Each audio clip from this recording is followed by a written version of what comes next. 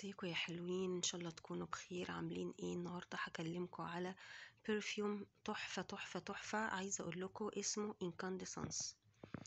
احكي لكم قصه البرفيوم ده انا ما كنتش اعرفه، شميته على واحده. وساعتها بصراحه ما كنتش متابعه ايفون خالص، بقالي سنين. فبقول لها البرفيوم ده اسمه ايه، فبتقولي انكاندescence. عايزه اقول لكم فضلت اقول لها اسمه ايه اسمه ايه، من كتر ما الاسم كان غريب بالنسبه لي. المهم فضلت طبعا حاطاه في دماغي. ريحته كانت مميزة بالنسبة لي. أنا عمري ما بجيب تو برفيومز شبه بعض أبدا، بحب بصراحة كل حاجة تبقى مميزة ومختلفة. المهم بقى، عايزة أحكي لكم على البرفيوم ده. لما جبته ده شكله، أولا ده شكله الإزازة، بصوا الشياكة بقى، بصوا شياكة الإزازة فظيعة.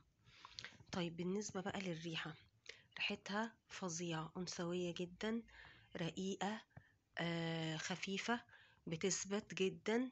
بصوا ريحتها فظيعة، ريحتها طبعا أزهار، مش سويتي ولا مثلا شرقي ولا مسك ولا الكلام ده خالص.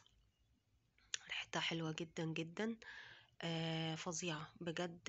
يعني حاولي تشميها، ولو عجبتك طبعا اشتريها.